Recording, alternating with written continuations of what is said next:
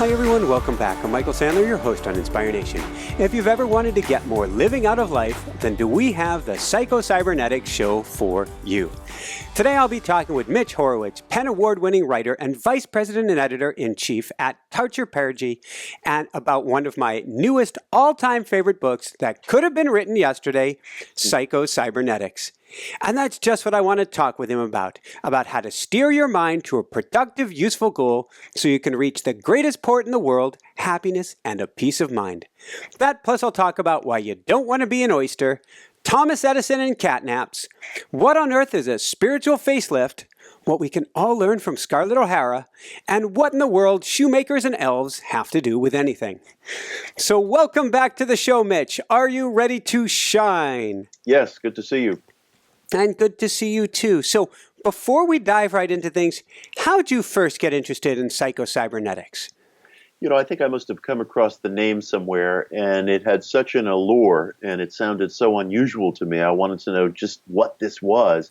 I probably saw it referenced in another book somewhere, and I saw the vintage cover, this red and white and black cover with an Art Deco type design, which we've reproduced in our deluxe edition. And I was enthralled, and I discovered that Maxwell Maltz was a cosmetic surgeon who wrote the book in 1960 after a series of insights that he had through his clinical practice into human nature, human conditioning, self-image, and what creates self-image, and can it be recreated? And I read the book and never looked back. It's become one of my all-time favorites in the field. As is it one of mine. So before we dive into really the meat of the book, what does psycho-cybernetics or cybernetics itself mean? Cybernetics is a science that refers to how machines or technological devices receive and follow through on messages, user commands, programming. Maltz felt in 1960, when the computer age was really in its infancy and the digital age as we know it hadn't really begun, he felt that our minds also function along the lines of the science of cybernetics, that we program ourselves, in effect, with images that we have about ourselves, images that get formed very early on and become as indelible a part of our lives as one of our limbs.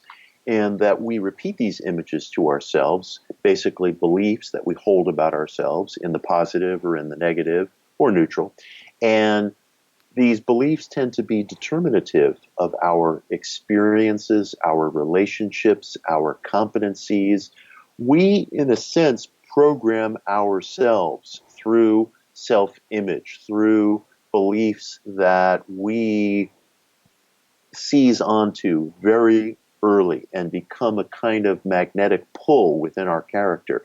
This is a form of cybernetics. It's a feedback loop. He called it Psycho-Cybernetics. It's simply cybernetics as applied to human psychology.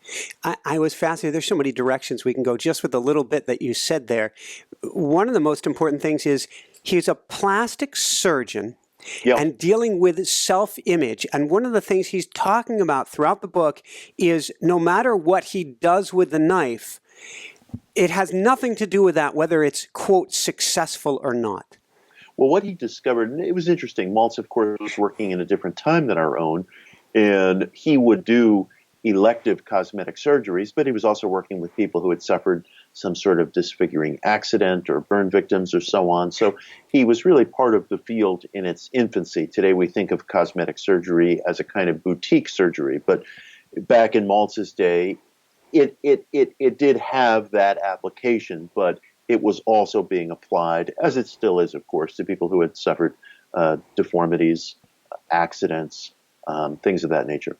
Maltz discovered that when he performed cosmetic surgery on people, very often, in fact, they did experience an improved self-image. But there were a fraction of cases where people had successful surgeries, by whatever the definition of that is, in terms of your hopes as you were going into the procedure.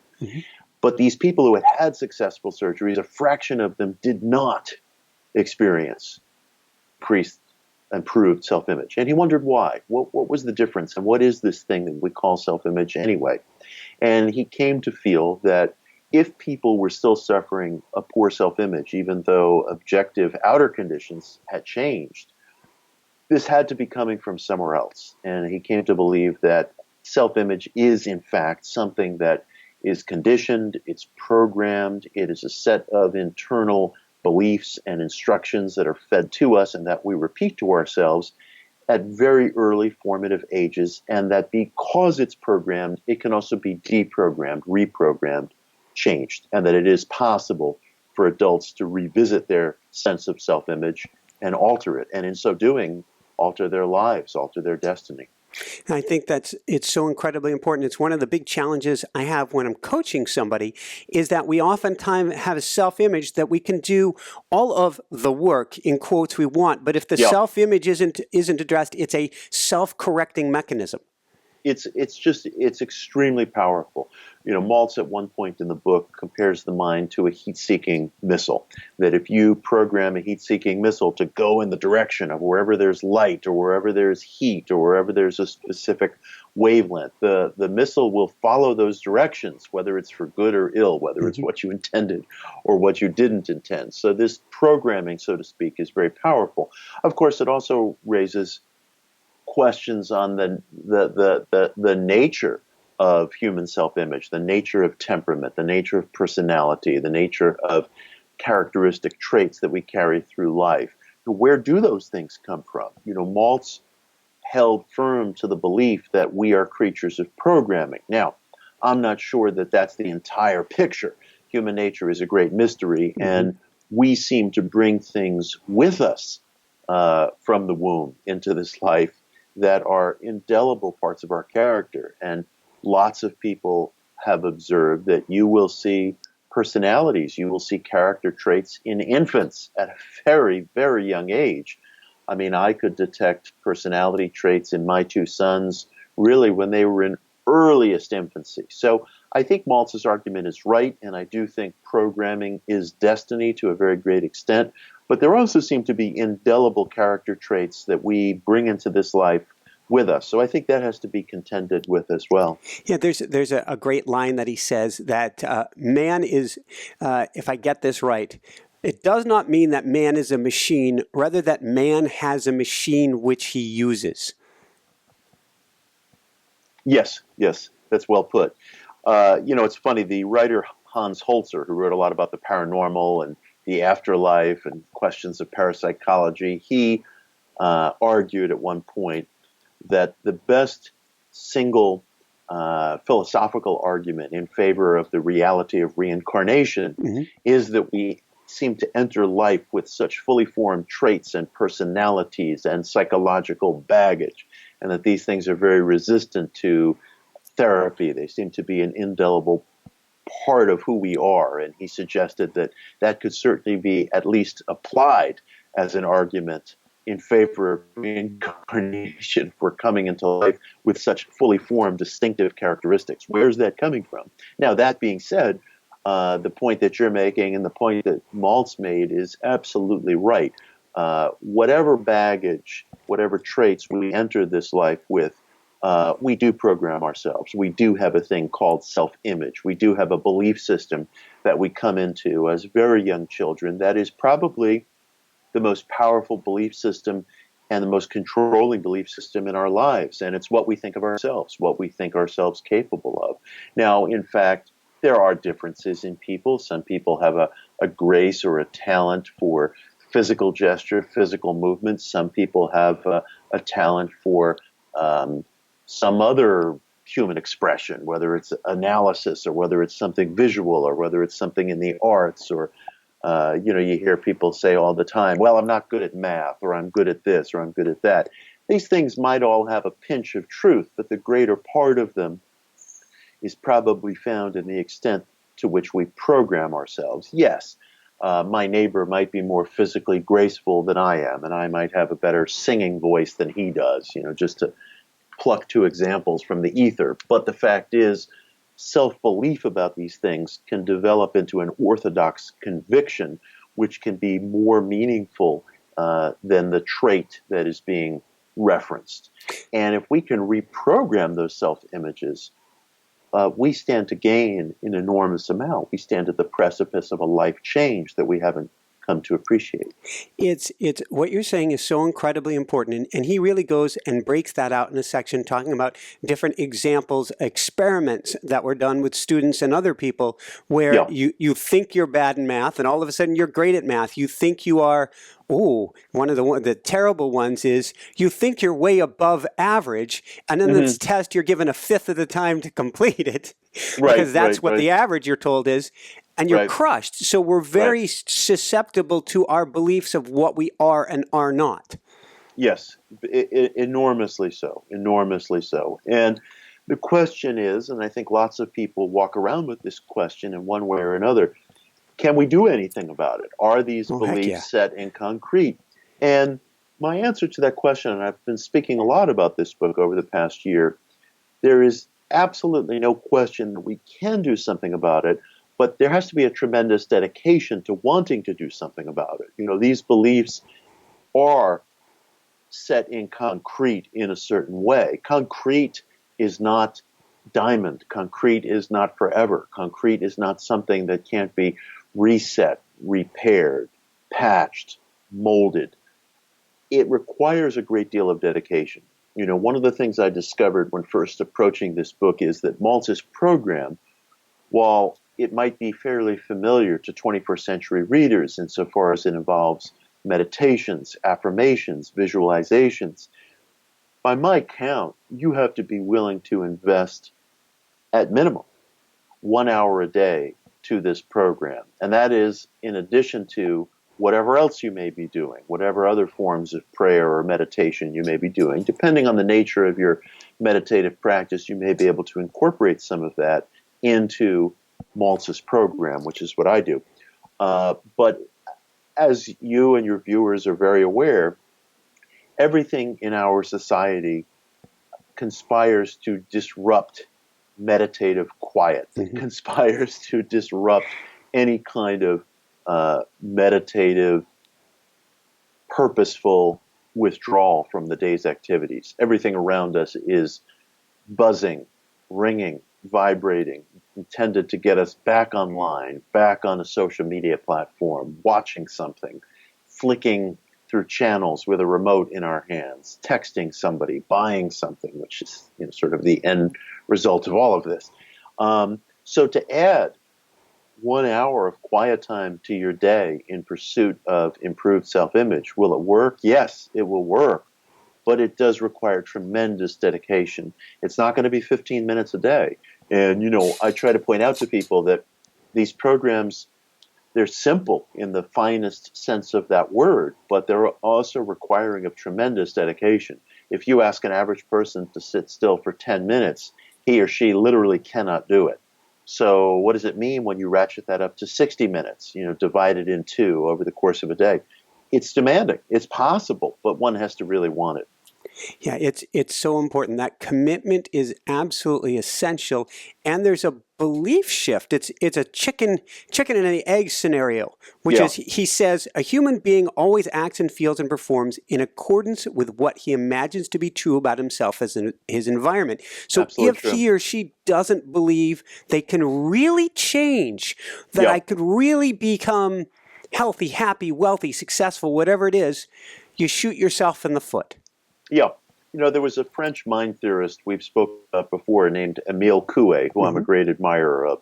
Émile Coué was the man who came up with that popular meditation, day by day, in every way I'm getting better and better. And he prescribed specific ways of using that so it actually had an impact and wasn't just a string of pretty words.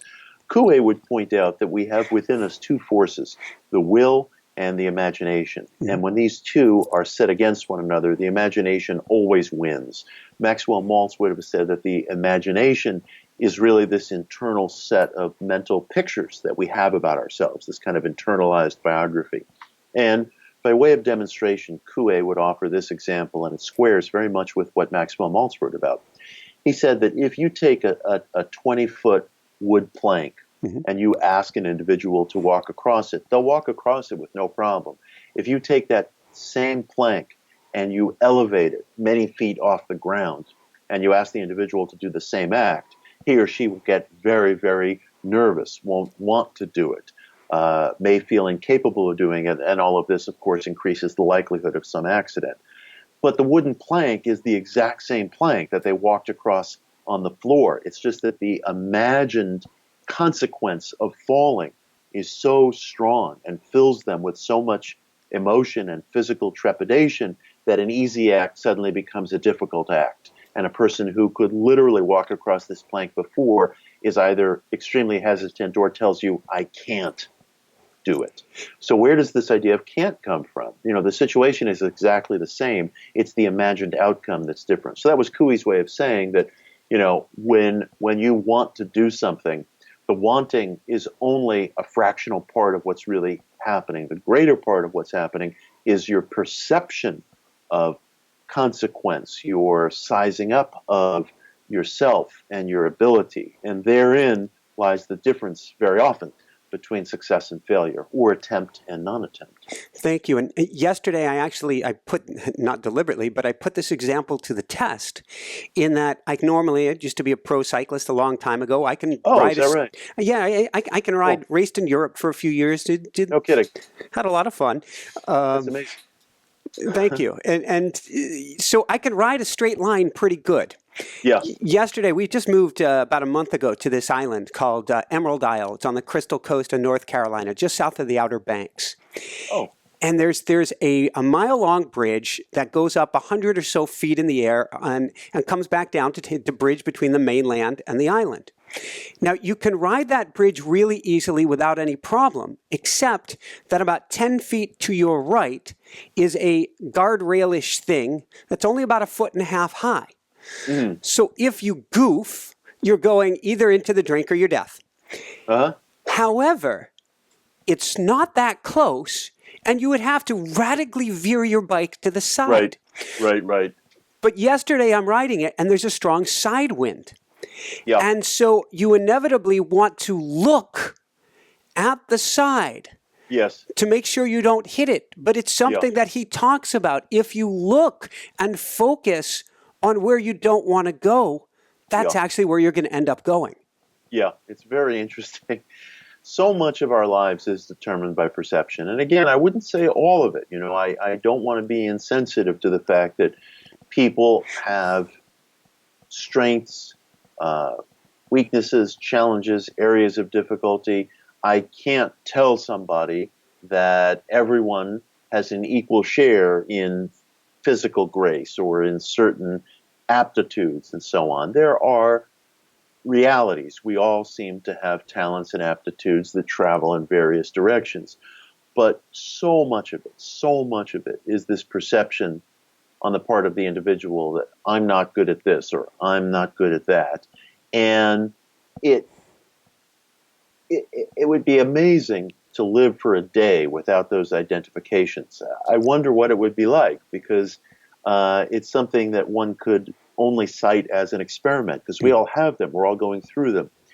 But just what an incredible journey and experiment with the self it is to say, where did I get this idea that I'm, quote, not good at math or whatever it is? I had that notion when I was in college, and I took a kind of a requisite math course that was required to get my degree.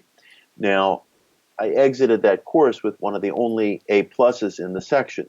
Now, I had to work very hard for that A-plus, and I had the good fortune of having a roommate who was a mathematician, and he helped me with certain things, and I think some of his methodology was better than what was used in the classroom. But nonetheless, I did make it through the course, and I got an A+, and I was proud of it.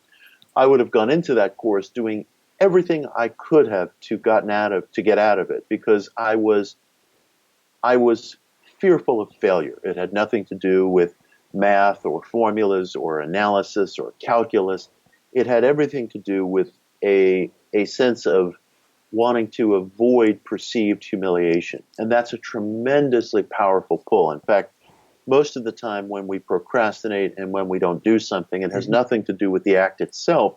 It has to do with a hunger to flee the perception of humiliation, which is probably the most limiting trait that you'll find in all people. So let's we're going to kind of stay on that a little bit, or at least on the math side of things. He talks about us being hypnotized by our beliefs. How do we dehypnotize ourselves to go from the I'm terrible at math to the I can do this? Right, right. One of the first things Maltz prescribed was that you have to engage in about a half hour of meditation each day, and he gives different exercises and practices in which you picture yourself performing well, competently, maturely, effectively in some area, some stage of life into which you have a passionate dedication and in which there's a passionate need that you're trying to fill. And his insistence is that for about a half hour each day, it's a long time commitment. It's not a joke. You have to sit down and really see yourself doing this. And the mind functions on pictures and emotions. Pictures and emotions. It's not about sitting there repeating words to yourself, which may, in the end, wind up generating resistance from some faculty of the mind that keeps saying, no, I can't, and you just wind up reinforcing the very thing that you're trying to get away from. But Maltz was persuaded that if you could come into a state where you pictured yourself doing something that's really important to you, and you bring yourself into a feeling state that matches the mental picture that you're enacting, whether it's a little scene, whether it's yourself kind of going through the motions of doing something, whether it's a sporting event or something professional or whatever it may be. If you stick with that for a half hour daily and you make that your committed practice, you will begin to reprogram yourself. You will begin to change course, like this heat-seeking missile that we talked about.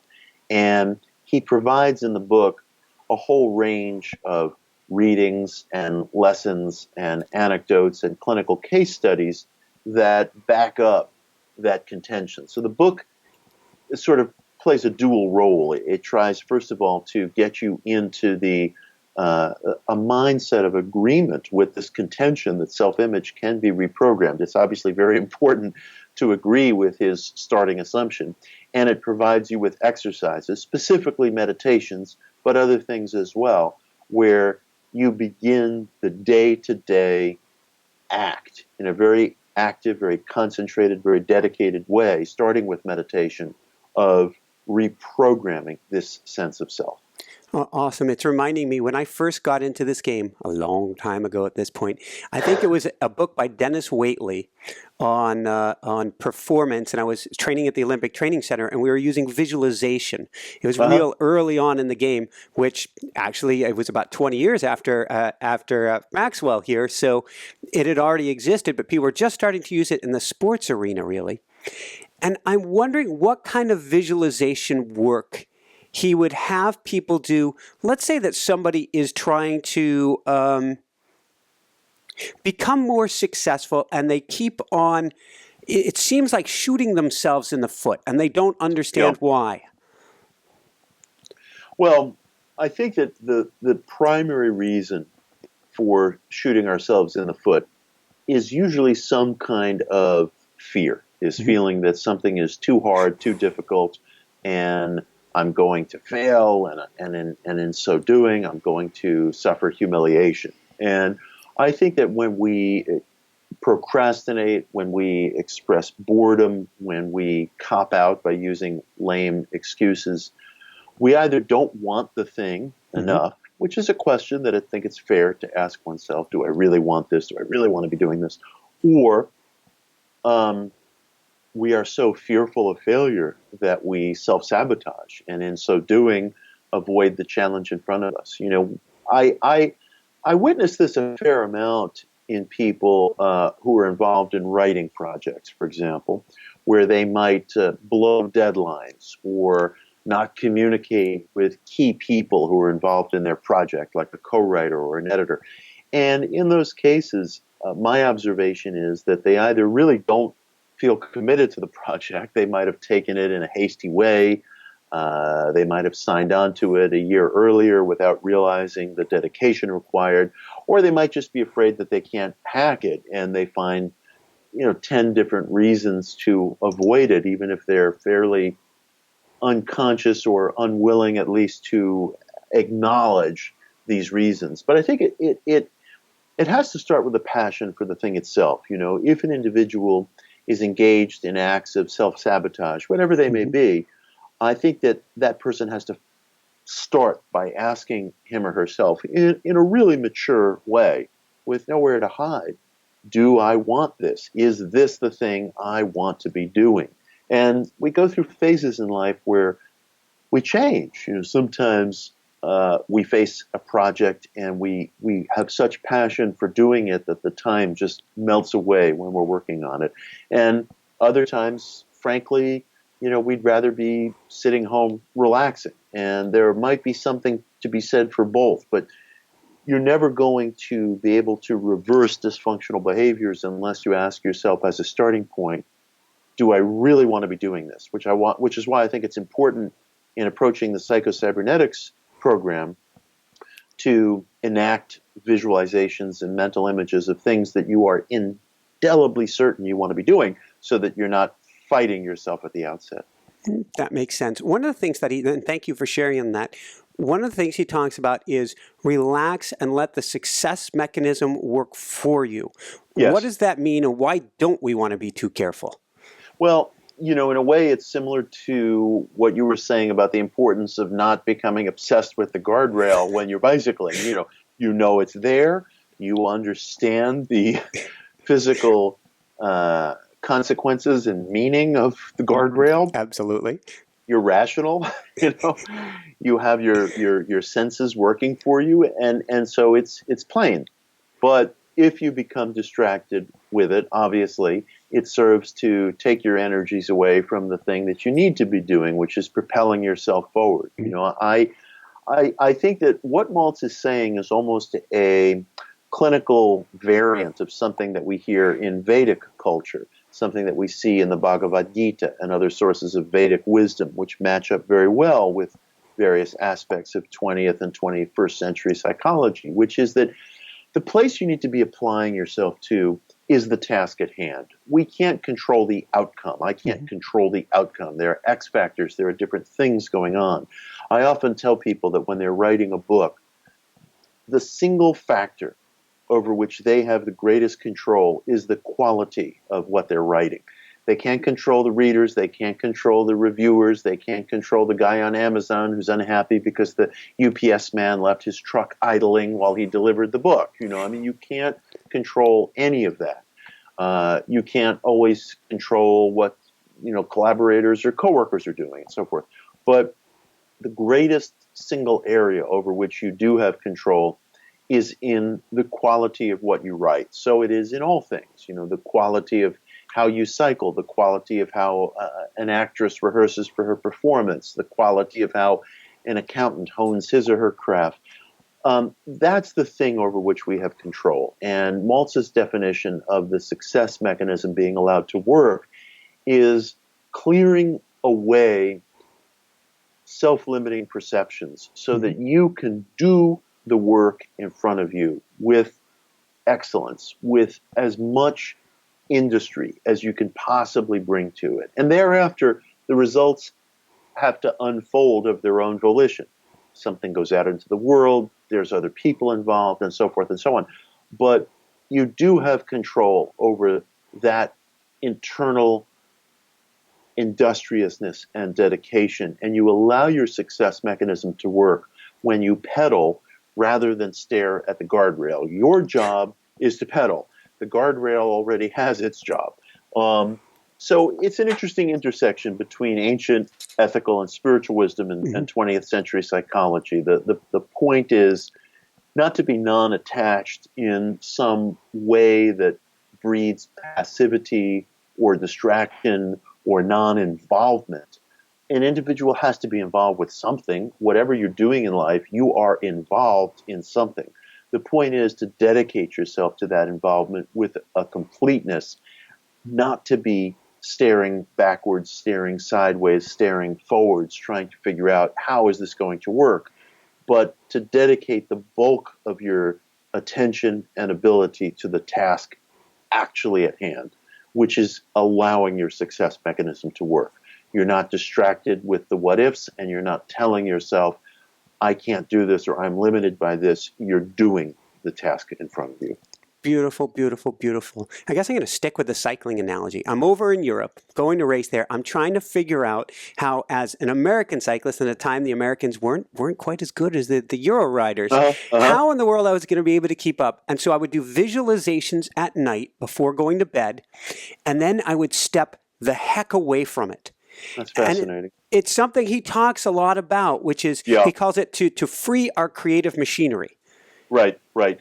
You know, William James spoke about this as well, and the example that he used was either public speaking or teaching a class, but it's the same mechanism that you just described. And I find myself doing this as a public speaker and later encountered it in James, and it's always interesting when you're already doing something and then you encounter it being described back to you as an ethic or a principle. James's advice to the instructor, to the public speaker, was to prepare with just tremendous dedication, absorb more material than you could ever possibly use, and then forget it, throw it all out. When you have prepared, go in front of the class or in front of the camera or at the speaker's podium and just let loose and allow yourself those associations that you might never be able to arrive at if you were meticulously mapping everything out. But the key is the fee of relaxation is preparation. You wouldn't dare enter a race where you hadn't practiced. You know, I'm always uncomfortable with people using that quote from Albert Einstein, which frankly I'm not sure that Einstein ever actually said, which is that invention is, 10% knowledge, 90% imagination, or admixture. You know, I doubt that's being quoted accurately. But if it is being quoted accurately, and if Einstein were here with us, I suspect he would say, well, you don't know how weighty and how important that 10% of preparation actually is. Have you come to terms with how serious that is? I mean, I don't ever want one of my kids coming to me and using this as an excuse not to do his or her homework, you know. I once made the mistake of telling one of my sons that Bruce Lee's ethic in martial arts was that he didn't want to belong to any one style. He didn't want to get caught up in any one method. He had a free-flowing approach. So one of my sons used that with me one Saturday morning as an excuse not to go to karate class. I don't want to belong to any one method. But what Bruce was actually driving at with a wonderful statement is that Bruce had studied and Bruce had mastered so many different styles of martial arts that was the fee of flexibility. That was the fee of relaxation. Bruce had mastered these different styles the same way that Picasso had mastered the style of basic figure drawing. Then he could depart from it. Then he could dance freestyle, so to speak, which is a lot what you're describing in bicycle racing.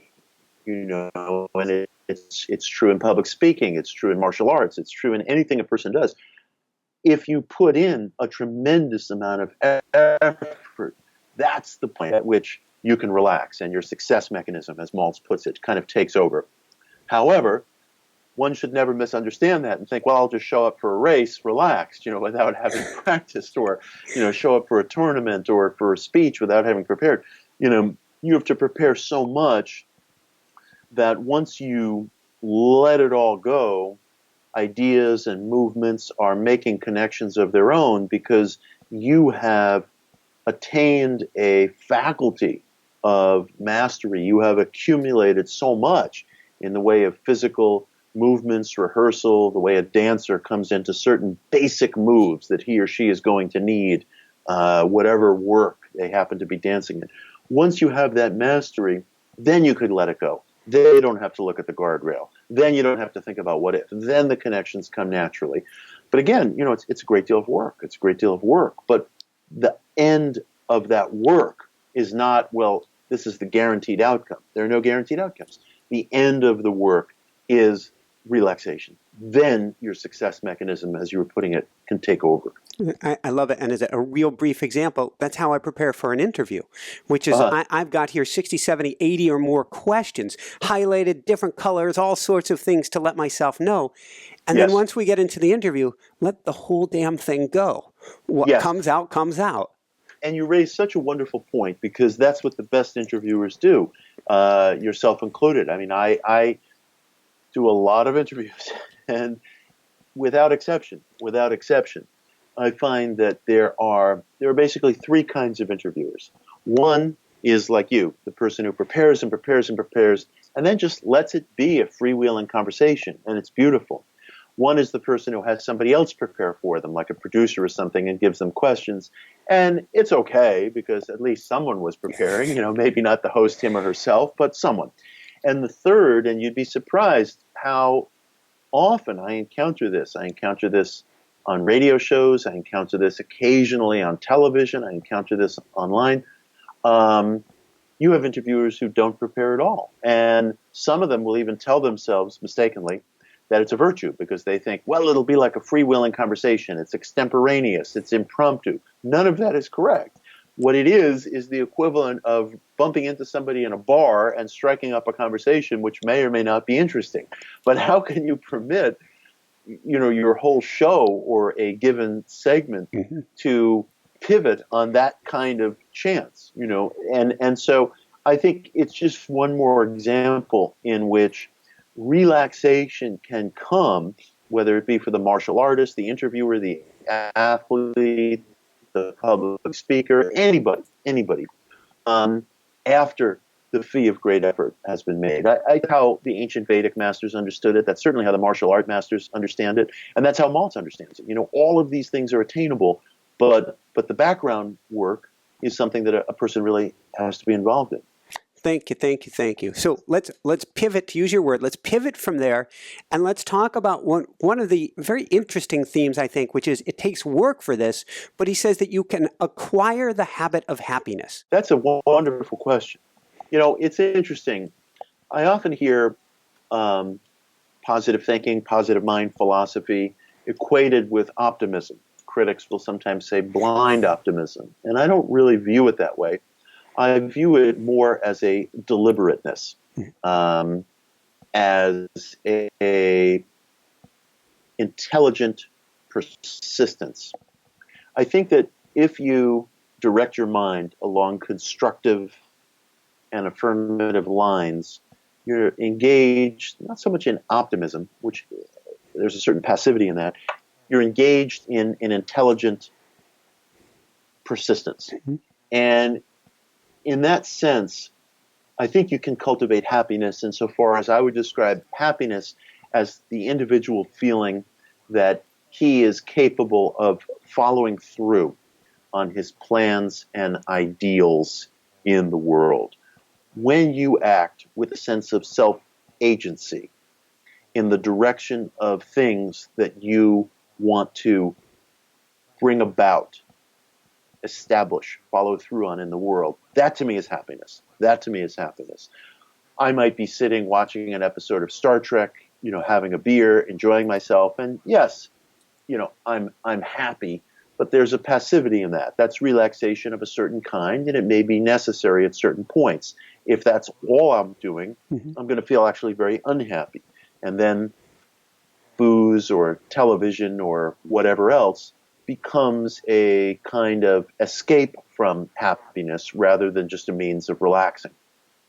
But real happiness as something that's not just passive, as something that's not just partaking in distraction or entertainment, real happiness is self-agency, is being able to see through one's plans in the world and form relationships that aid and abet those plans, not just fall into things randomly.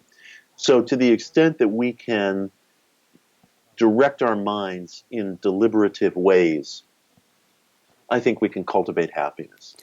I didn't get involved in the positive mind field because I have a personally rosy attitude. I do not. If I had to own up to my own nature, I would say I tilt more towards a fear-based, kind of pessimistic, wary outlook Mm-hmm. on life. That's the way that I learned to navigate and go through life from when I was a little kid. And that's not always a bad thing, because as a matter of fact, things do go wrong sometimes. And I would like an airplane pilot to be a worrier, perhaps. I would like a neurosurgeon to be a worrier. Once a neurosurgeon confessed to me that he had OCD, obsessive compulsive disorder, and I said, I don't think that's dysfunctional at all for a neurosurgeon. I'm really glad. I hope all your colleagues have OCD as well. I mean, I'm being glib, but in all seriousness, that being watchful and calculating what could go wrong and how am I going to counteract it can actually be a great strength. So I'm not engaged in trying to get away from that or get other people away from that. But if it becomes obsessive to the exclusion of other pieces of information, other actions, then it becomes dysfunctional. Then it becomes limiting. For me, that danger existed. That danger really existed, where my anxieties could become exclusive. So I went into the positive mind field as a counterbalance to certain pulls that I felt on myself that had gotten cultivated from when I was a very young kid, and that might have been part of my temperament, which goes back to our earlier discussion about what we come into life with.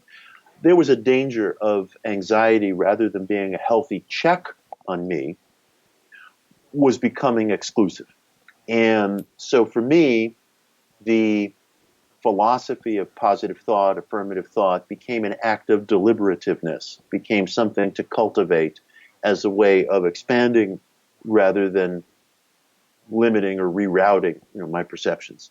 So in that sense, I have certainly been happier, and I certainly am happier at moments when I think I'm following through my plans in the world. I also, to harken back to something that I mentioned at the beginning of your question about whether we can cultivate happiness. Again, I don't consider positive thinking philosophy as optimism, which I think is passive. I mean, a person can feel optimistic without getting out of bed. For some people, that comes naturally. For some people, anxiety comes naturally. There's not a virtue, in either one. Both may have their uses. But a certain kind of deliberateness is so important. And I have a goal that I'm interested in right now. It's a personal goal. I hope you'll permit me to generalize for a moment, because I want people to kind of apply this to their lives rather than just kind of blurt out what I'm dealing with right now. But I have a personal goal that's very important to me. Everyone listening has a personal goal that's very important to him. And I thought to myself this morning, and you can invite me back, some future time, and we can find out whether what I'm about to say is correct. And I will tell you the truth, because we're all in this to search. I'm not trying to, sell anybody a bill of goods. I mean, we're all co-seekers here. That's what your broadcast is all about. I have a goal that's very important to me. It's not an easily reached goal. And I thought to myself as I was cycling to work this morning, I'm going to reach this goal. I am going to reach this goal. And the reason I am going to reach this goal is because it is so important to me. I feel a sense of indelible persistence at my back each time I pursue it.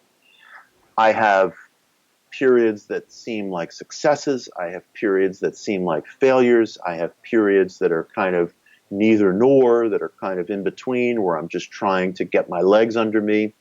I have periods of euphoria. I have periods of disappointment in my pursuit of this goal. But I know, and I feel it to be indelibly true, that when somebody wants something with an absolute depth of persistence, that they keep at it and keep at it and keep at it. I think every moral philosophy and every lived experience upon which I can draw says that that person is going to get to where they want to go. Now, there are indelible factors in life that none of us can do anything about. There are physical factors, natural forces that sometimes interrupt where we are and where we think we are going. So I obviously have to allow for the fact that we as individuals live under many laws and forces. If I wake up tomorrow morning and there's an earthquake, I'm going to have a very different day, hopefully a safe one, but a very, very different one than the one that I had planned upon. Yes, extraordinary events happen. I would never deny that. But barring any extraordinary and irreversible countervailing measure, I know that for myself and for everyone listening, what you apply yourself to with consistent, intelligent persistence absolutely delivers you. You will get somewhere. It may not fit the precise mind's eye picture of what I have or what my neighbor has or what the people listening have, but persistence delivers. Persistence delivers. I don't say that lightly. I think that that is true. Again, drawing upon every lived example and moral philosophy that I could cite, and one could bring psychology into it as well, that is a given of life. Intelligent persistence, of course. One has to select a goal that's productive, that is expressive of something you deeply value, that within the framework of geography and physicality, you're capable of directing yourself toward. But I do think that a true wish, rather than a fantasy, is usually actionable, is usually realistic. The dividing line between a true wish and a fantasy is that a true wish is usually something that invites application. If I were to start describing to you how I'd like to be an astronaut, well, you might have some serious questions about that. I'm 51 years old. Am I in the space program? Do I have access to the space program? Am I part of a private initiative to explore space? It sounds like an extraordinary goal. Well, which is it? Is it a goal or is it a fantasy? For me, sitting here in New York City in 2017, that would be a fantasy. But a goal is something that I think invites application, a real goal. And I think persistence delivers. If I could leave you, myself, the listeners with one message today, it would be that. I felt that indelibly as I was coming into work by bicycle this morning. Awesome. And as somebody who is working on, or we're getting our next book, or we're working on our next book right now, and that is such a burning desire that if I have a day like yesterday, which was book writing day, and the day had instead several fires pulling me, quote, off track, and I'm going, by God, I will move mountains if I have to stay on this track. I guess a question that comes up, and really that's what I see. That's what I see here in this book, is the importance of having a goal, of having deliberate action, deliberate practice, deliberate destination. What would he say we do, though, when we have that goal and other people come along or experiences come along that have us wavering in our beliefs and almost ready to jump ship? Yeah, that's a wonderful question. And I've been there myself. I've had bad days where I've said to myself, maybe I'm going down the wrong track here. I think there are several ways to approach it. First of all, I'd have to go back to an earlier point, which is that the individual has to be absolutely certain. I have to be absolutely certain that what I'm angling for, what I'm striving for, is an act of intelligent persistence. It's something that I truly want, that's truly actionable, that truly makes sense for me, that when I'm doing it, I'm happier and more of my faculties are employed than any other time. I think that if you can answer those questions in the affirmative, and really answer them in the affirmative, that supplies you with an incredibly important piece of information. Because out in the public arena, there are going to be things that happen that are disappointing, that are uncontrollable, that are the opposite of what you had hoped for. But I think that if you're certain that what you are moving towards is productive, is right, is employing of your finest faculties, aptitudes, abilities, ideals, the meaning of your existence is in sticking with that, is in staying with that. I think to abandon such a goal would be almost the equivalent of abandoning the gift of life that you have been given. We honor the gift of life by employing as many of our personal faculties to the highest extent possible. So when you are doing that, whatever your field may be, whatever demands may be in front of you, I think abandonment becomes almost impossible. And that's another way in which this kind of success mechanism, so to speak, can work for us. If you're getting thrown off course by criticism or by a bad day or by disappointments, start by going back to how much you want it. Because if you really want it, yes, there will be bad days. That's just part of life. It's like the weather. But you'll keep coming back to it. There'll be a kind of gravitational pull, a magnetic true north that'll keep driving you back to it. So in that sense, I want to be very careful not to use this word in the wrong way, but in that sense, it's effortless. It can be very hard, very demanding. You can feel like you're on an emotional roller coaster, but the magnetic pull is there for you. And I found that there are things, activities, goals, personal goals, I might swear off and say, this is just too ridiculous. But I keep getting pulled back to it. And I take that as a positive thing, because there's always going to be some instance where, a wheel falls off the cart, or where, someone puts down what you're doing. But if you feel that you just keep getting drawn back to it, then the hardest piece is already in place and remains in place because there's a magnetism to it. So I think that dealing with criticism and such, it almost deals with itself when you're doing the right thing, when you're doing a task that you feel brings out your fullest personal agencies. Then criticism deals with itself. Doesn't mean it doesn't hurt.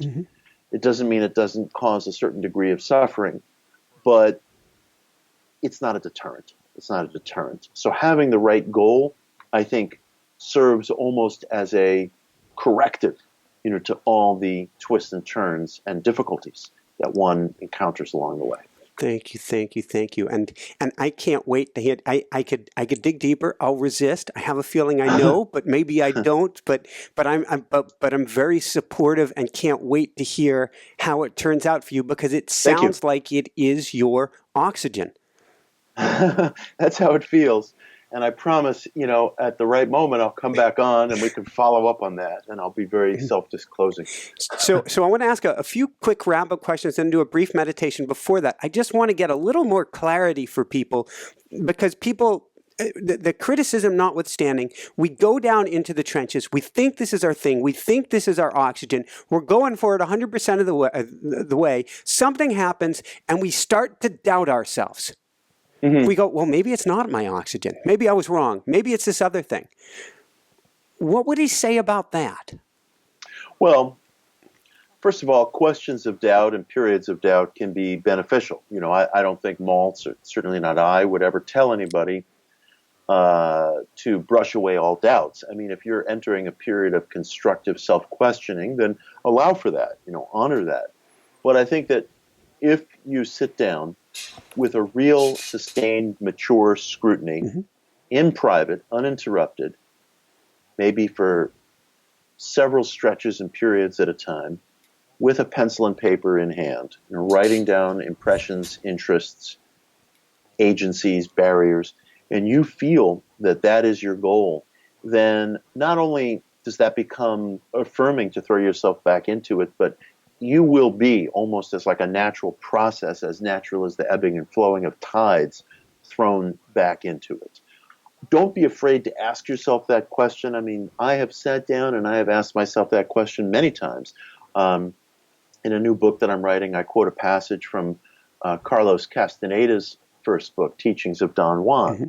Now, a lot of people criticize Castaneda because, he made up the historicity of his books and his background and so on, and that all may be so, but I feel the books are just filled with truths and ideas that are very hard won, wherever they may have come from, and I think they're of great value, and I love Castaneda.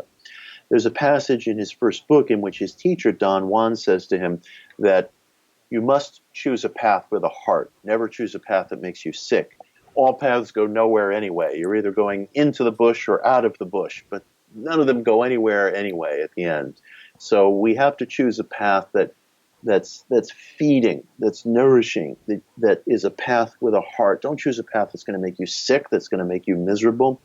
And I often think back to that and ask myself, am I on the right road? Am I choosing something that evokes a kind of love in me? And if you can answer those questions in the affirmative, and more importantly, if you're living them in the affirmative, then I think the course will correct itself. In the same way that tides must wash in and must wash out, in the same way that cycles of nature are indelible, regardless of what I think about them, I will keep coming back, you will keep coming back to your goal. It becomes a natural process. You can become aware of it, and you should become aware of it, and you should never keep yourself from asking questions. A doubt could be a very helpful thing. But watch for that natural process, and that will supply you, I think, with the core piece of information you need about whether your path is the right one. Awesome, awesome, awesome. So I like to give, the show has evolved to where I put on my coaching hat before the end. And I always like to give one coaching homework assignment for people. What one homework assignment would you give people to actually follow through on based on our what we've been discussing today? Okay, here's the homework assignment I would give. Whatever you're pursuing, whatever your aim in life right now, the next time you experience some kind of a setback or some kind of disappointment, my assignment to you is accepting that the setback or the disappointment might bring some sort of emotional sting with it. Accepting that. Say to yourself, what can I do right now that contributes to the excellence of what I'm doing? And dedicate yourself into it. And watch what happens. Does the time, do the hours involved melt away? Do you enter into that state where you look up and suddenly 45 minutes have passed, 60 minutes have passed?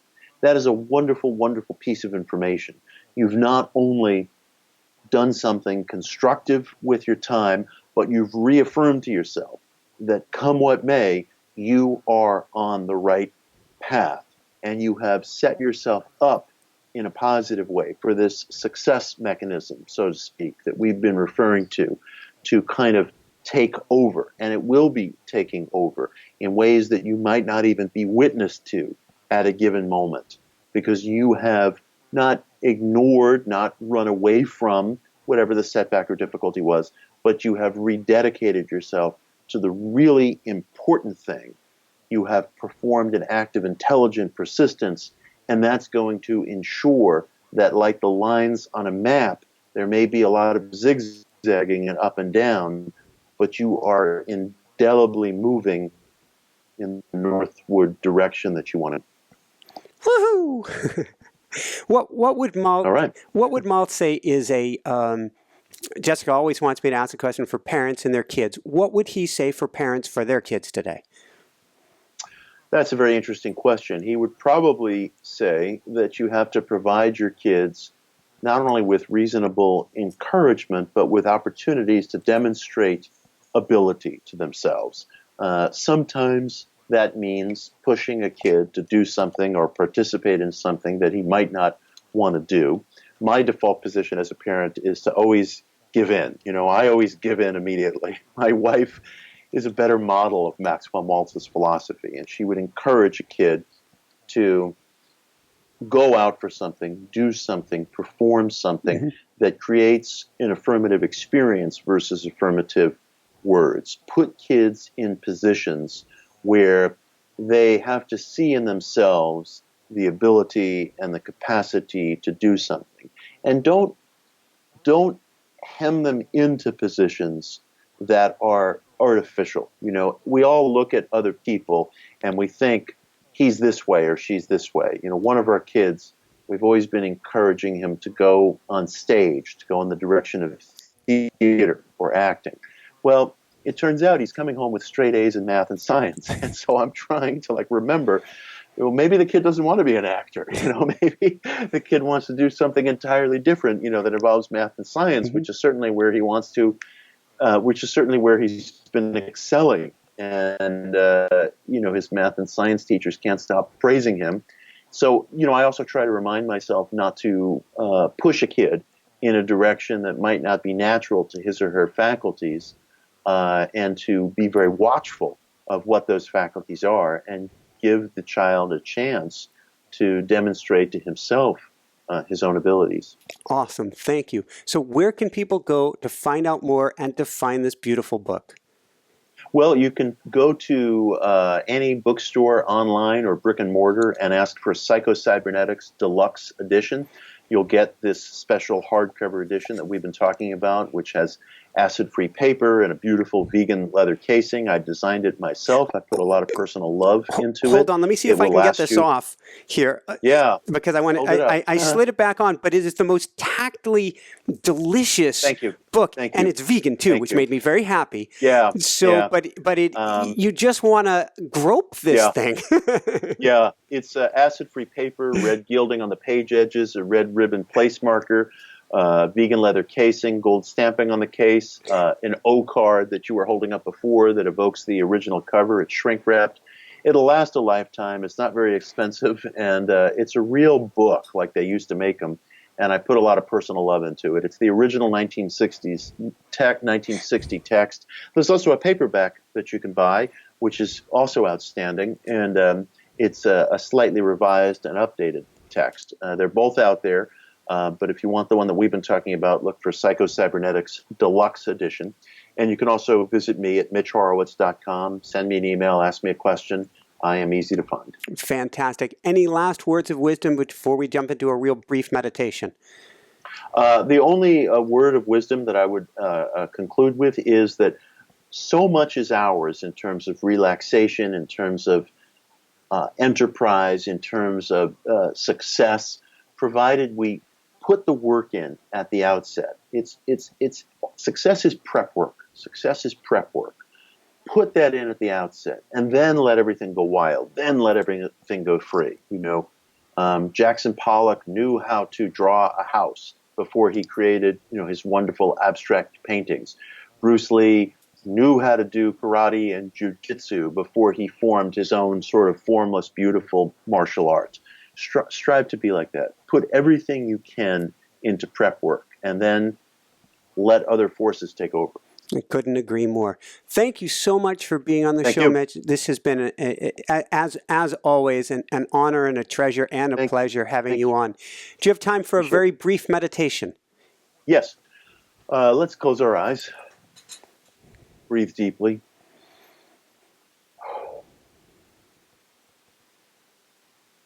I ask myself today, what area of life employs my abilities most fully and at the highest level? What area, what demand that I place on myself, what challenge that I put before myself is enthralling, a challenge that as I work toward it involves a suspension of time, involves a flowing of activity, of time, of events that go by almost effortlessly because I am so involved and dedicated to the task in front of me. What kind of work expands and increases my energy rather than wears me out? Once I find that kind of work or that task or that goal, I will have learned something incredibly valuable. I will have learned that area, that path, that summons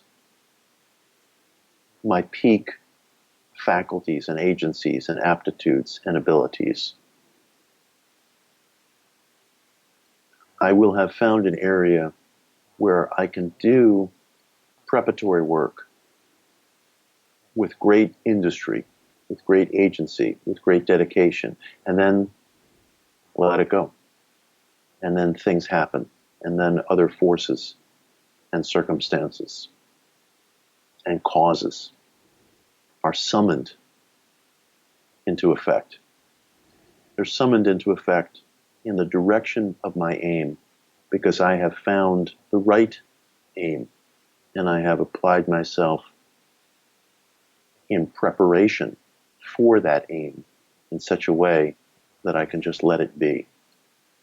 So let all of us this day look for that one area that summons our highest abilities and in which we participate with an almost effortless flow of energy and time. And let us come to dedicate ourselves to that one area and let the forces of life deliver us to our goal. One more deep breath. And let's open our eyes. Woohoo! All right. Well, thank you so much, Mitch. This has been fantastic. Look forward to hearing the updates. So for everyone out there, this is Michael Sandler saying, be well, have fun, get Psycho-Cybernetics, and begin to get more living out of your life. And shine bright. Woohoo! Thank you so much. Thanks. All right. Good to talk to you, man. Thanks so much for watching. If you enjoyed it, be sure to like below. Also, leave your comments. Have some real fun with it. Subscribe to our channel where you're going to get more great videos, more interviews coming up. And check out our website, inspirenationshow.com. That's where you'll find tips, blogs, information, videos you won't find anywhere else, and useful and helpful resources to really help you kickstart your life and to shine bright. Thanks so much again. Thank you for your support. Like, comment, subscribe. See the website. Thanks so much and have fun. Of course, shine bright. Woohoo!